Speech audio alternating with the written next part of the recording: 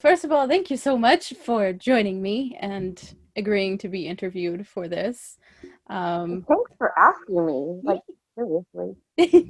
I'm really excited to hear your input on this. Would you be able to tell me a little bit about you and your family? I am, I'm just me. I'm just a mom.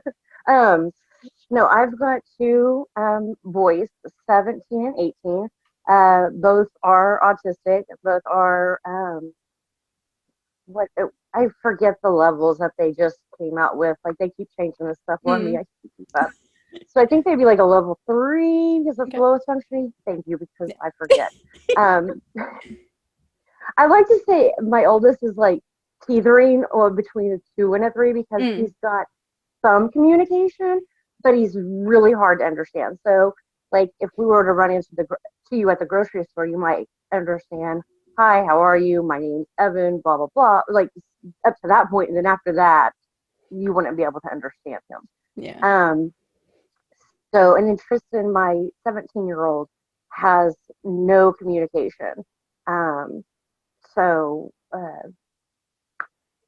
it's been a fun time. I Yeah. like to say I'm just a mom, and I have no like I'm not an expert, but I'm an expert on my children, Mm. if that makes any sense.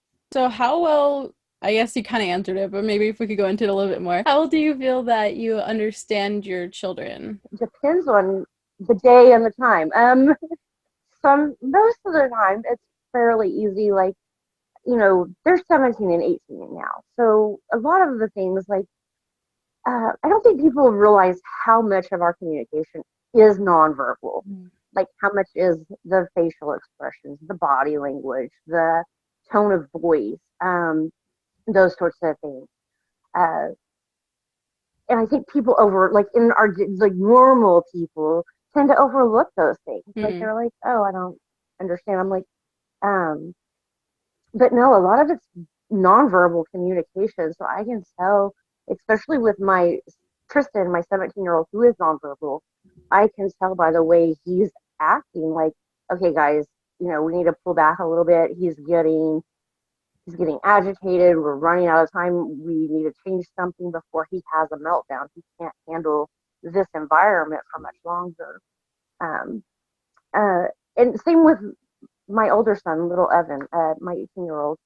It, you know, it's just nonverbal cues that we pick up on. Which is funny because now I work in a salon atmosphere, and if somebody walks in and they're having a bad day, like I automatically tune into that. I'm like, oh Mm. my God, what's wrong with this person? Like they've got to please take your client over there. I can't handle her. She's having a bad day. And like, yeah, I can like feel her stress coming off of Mm. her.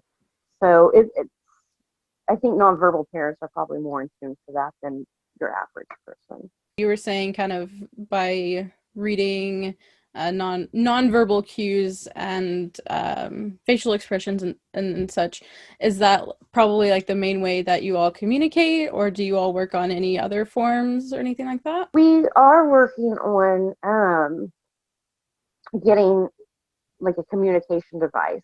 We have one since we're doing distance learning, doing that the schools sent home with the communication device.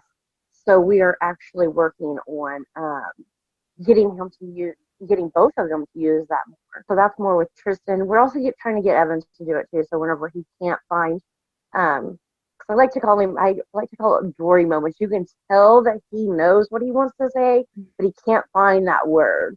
And so I'm like, oh look, he's having like in my head, I'm like, oh, he's having a Dory moment.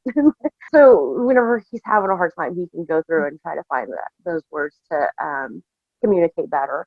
So we're going through that process to teach them that and then to get one and that whole 9 yards. So hopefully it'll make life easier. Do you ever experience other people telling you that they know more about your child than you do? um, yes and no. Mm. So, and it usually comes from, I have, I've noticed it comes from two, I guess you could say maybe three groups of people. one group is like really old people who are like older than my parents, like my grandmother's age group, you know, late 70s, 80s, like between, let's say 78 and 90, who's like, you know, if you just discipline them more. And I'm like, awesome. Haven't thought of that one.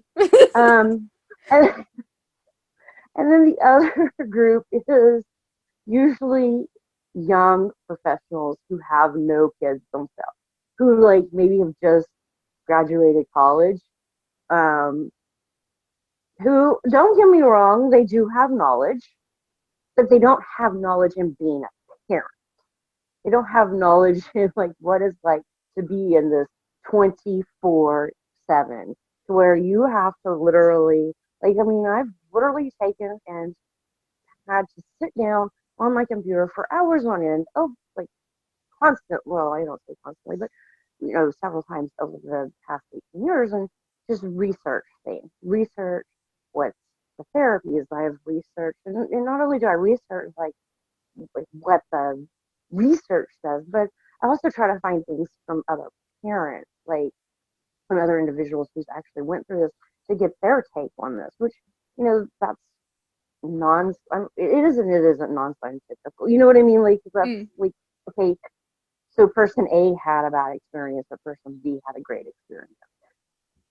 But what's the differences between those two children? You know what I mean? Like, yeah. so you know, there's a whole lot that goes into like trying to figure everything out.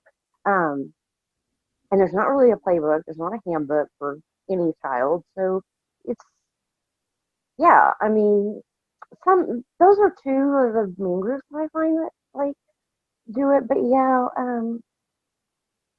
most people are like, once they really get to listening to stories and things that I have to say, they're like, oh, I'd have no clue what to do with your kids. And I'm like, welcome to my world. I don't really know what to do with them either. So yeah, I'm flying by the seat of my pants here, people. Just trying, you know. But yeah, those are the main two groups that I find that like to think that they know more than the average person. Yeah. When people kind of try to tell you like they know more about your child or your children or whatnot, and like what you should do as a parent, like how does that make you feel? And I know you kind of shared some of your response, but like maybe can you elaborate a little bit on that? I feel like I need to separate like Stephanie, you know, 5, 10 years ago when they were younger to Stephanie now. Okay. Like a while, you know, when they were younger, I was like, oh, okay, well, I'll think about that, or I'll do more research on that, or I'll do whatever. Now I'm like, I ain't got time. I like, uh, this is horrible, but I'm, everything is like, how much time and energy is that going to take? So I'm like, you know what? I get you. I hear you. I will think about what you said, but you may have a degree in child development or whatever it is, but, and you may be an expert in that field, but I'm an expert on my child. So here's the deal, you know, and then we go into that whole discussion of like, okay, I understand what you're saying, because sometimes these are people who have graduated college, and I'm not trying to like, trying to be as nice as I can to say, I understand that, and we've tried that, and it didn't work, and so we need to like maybe adjust some things. So, because the other thing I found about certain people who've graduated colleges, they tend to stay in this box, and they don't want to go outside of that box. And sometimes you have to go outside of that box. So as nicely as possible, unless you've just irritated me, and then you know, you might not like the response. So The tact goes. I get less tactful.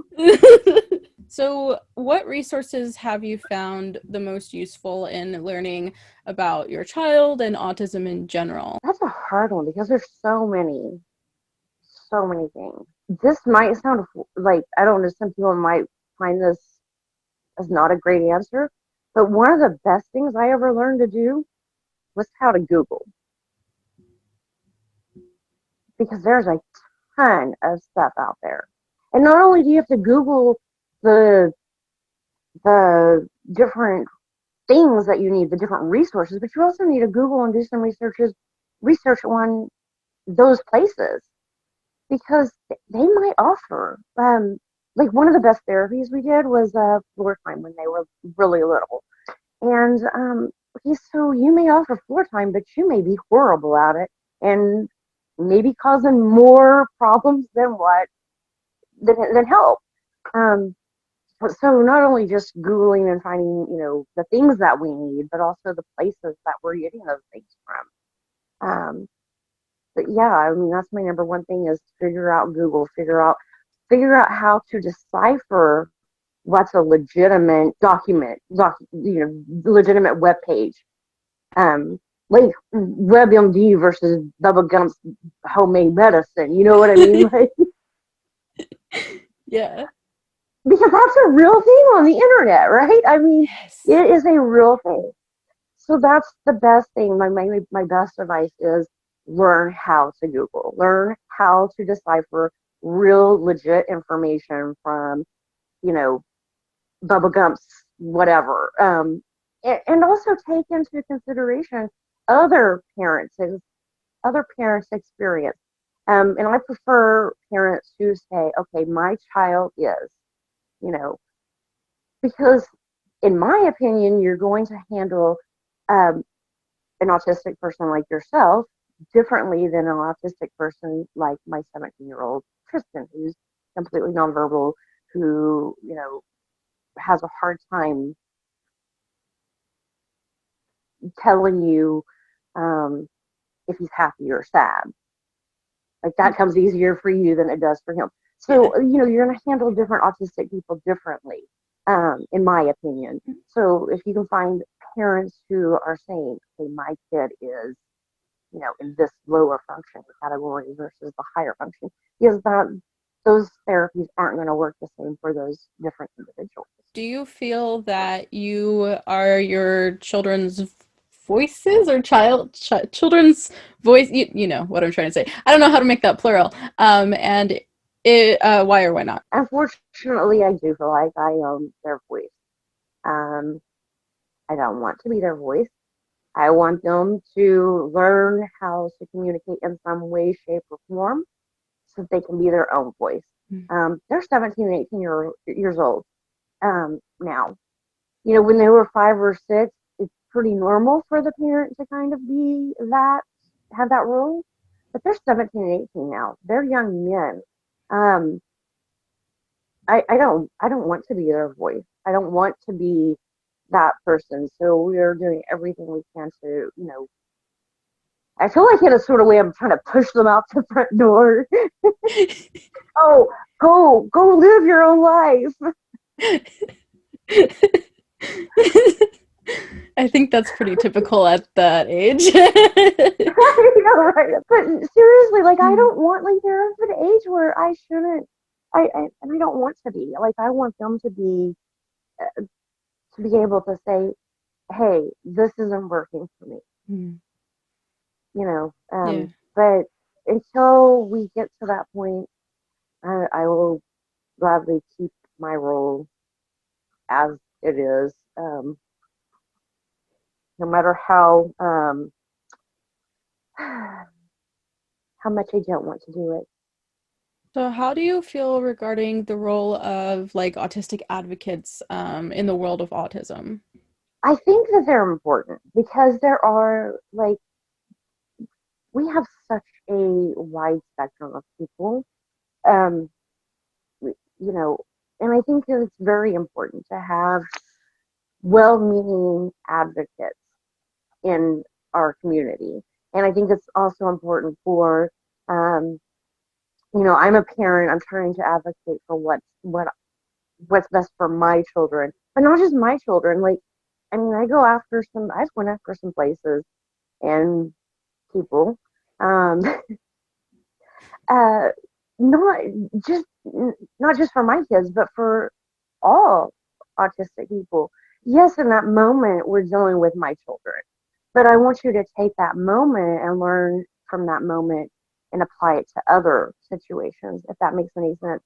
But I also think that it's important for um, the different types of advocates, because there's professional advocates, there's autistic people who are advocates, there's parents, grandparents, brothers, sisters, for us all to come in, because we all have a different perspective. You're looking at it from one perspective, I'm looking at it from another. A brother or sister might be looking at it from another, and we need to come at it and look at it from the different perspectives, because um, you see something one way and I see something a different way from our different perspectives. So, and I think we all need to come together and understand that, yes, we see things differently, but we're all trying to do good. And sometimes we get it wrong. I mean, we're people, we make mistakes. Sometimes we get it wrong. And to be able to say, I understand that you're trying to help, but I don't feel like, and then XYZ as to why you feel like that is or isn't appropriate. And it's okay to disagree too. I think the advocate, like, so I don't, you know what I'm saying? Like, Yeah. I think a lot of times the advocates fight too much between themselves. Mm-hmm. I agree. Um, so, but like I said, we all have different perspectives. So we need to learn as advocates how to respect one another's Mm-hmm. different perspectives. What do you think about the conversation around who does or doesn't get to speak or maybe advocate on the behalf of non-speaking autistic individuals? Sometimes I hear online, especially like, well, parents can't really say this or that because they're not autistic, so they don't understand what their child is experiencing. And some people say, well, autistic people can't say anything because they're not that same support level, or they're not the parent, or they're not that exact person, and stuff like that. So a lot of times there is kind of a war over like, well, you can't say a thing about autism at all, about this or that, because of your, I guess, role, or even your neurotype or whatever else. Those conversations really make me sad, because what I hear, some of those people who are saying you can't say anything because you're not the person with autism, is I hear a voice that hasn't been listened to. So at the end of the day, that's what I hear. Like, I hear somebody who's not been listened to at all. Um, like, if you're talking about autistic children, it depends, and this goes with any child. It depends on their age and their what's going on. Like I said, like, I can't talk to my kids, and I don't want to be their voice. I want them to be their own voice, but at this stage they can't be. So I think it's a situation by situation thing. And I try my hardest, and I know I don't always get it right, um, to pay attention to those nonverbal cues and the things that are going on with them, to try to decipher whether or not I'm doing the right thing for them. If this is what makes them happy. But at the end of the day, too, like, I have to make them do things that they don't want to do too. You have to be a parent. Right. Like, I'm like, there's lots of things I don't want to do every day.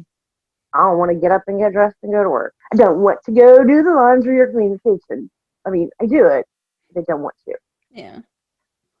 So, I mean, there's also that fine line too, like what has to be done that we don't want to do, and what can we not do. So I don't know. I mean, that's a hard one, because I hear what they're saying. I feel like there's a couple of people I have in mind that I've seen say this over and over again.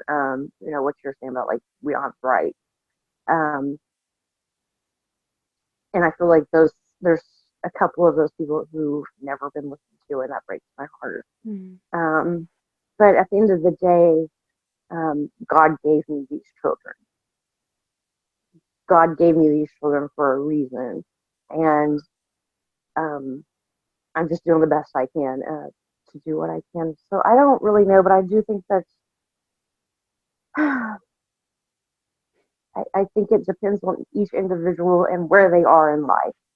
Like, um, when they were 5, I didn't I didn't really ask for their input a whole lot, but most parents of 5-year-olds don't ask their 5-year-olds for their opinion. Right. So versus 15, Hmm.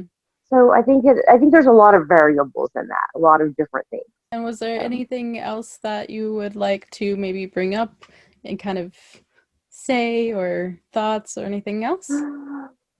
no, I've said enough. Sorry, the way you I said feel that. like there's a part of me that feels like I'm gonna have a line of people like trying to attack me, and I'm like, No. no, I think I've made enough people mad today. I've hit No. my limit for the day. It's good. Well, thank you so much for agreeing to sit down and talk with me and help me on this project.